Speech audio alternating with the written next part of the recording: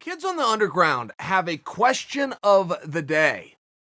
And today's question was, is there bad blood after a fight? Which I interpret to mean, if you have bad blood, doesn't a fight resolve it? Which you would think, yes. I mean, isn't that the ultimate resolution? It's essentially what this sport is. And we can hide it that it's a sport hidden between the punches and the kicks.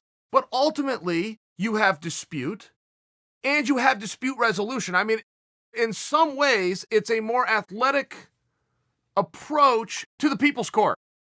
The same reason you would watch the People's Court for a dispute and then to find out what the resolution is in large part why you would watch an MMA contest. For the dispute and then said resolution, and everybody walks away. So I can tell you, I can think of a few fights where it made the feud worse. And that generally you would think comes from the loser. But the couple of fights that come right to my mind was actually done because of the winner. The winner over-celebrating, or the winner rubbing the loser's nose in it, or the winner, pounding their chest, and now they're all mad again. Brock Lesnar versus Frank Mir, Part 2, comes to mind.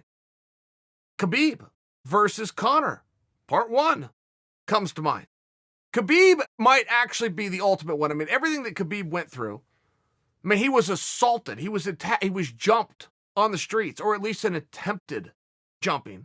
Landed Conor in handcuffs. They go fight. Khabib wins, grabs all the money, grabs all the fame, grabs the world championship, maintains an undefeated record. I mean, you would think that would be a glorious moment. No, Khabib was pissed.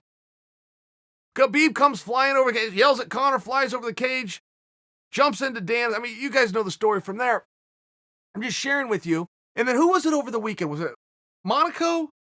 Somebody fought over the weekend, won early.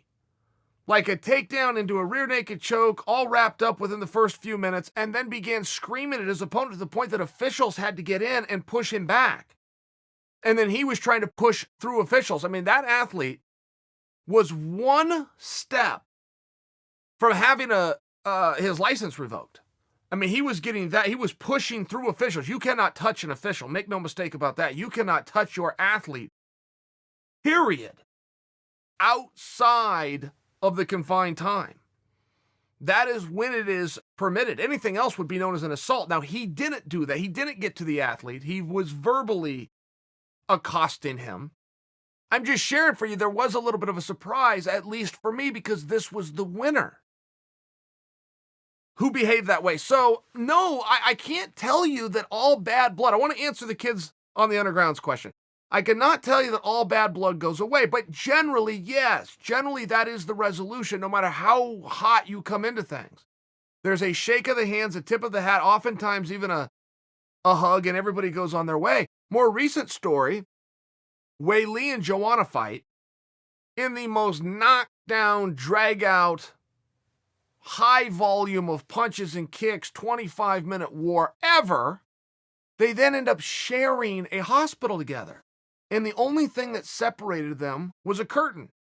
And Wei Li had spoke about it and said how terrible she felt because she could hear Joanna. And Joanna was so sad. She was crying. She was very sad because of the outcome. She wanted it so bad. It made Wei Li feel bad. So that would be the opposite of bad blood. That would be what you would call sportsmanship, which is generally how it's done. But I don't know that there is a blanket answer where you could say that it is going to create more of a feud or that it's going to bury a feud. I think that it's a select few where it actually enhances and creates an anger.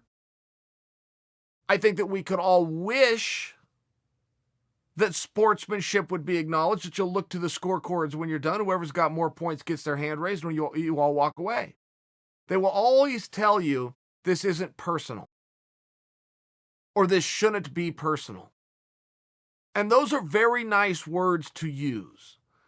But how if you have a goal and an aspiration and the other person has an alike goal with an alike aspiration and you have to go out there and do combat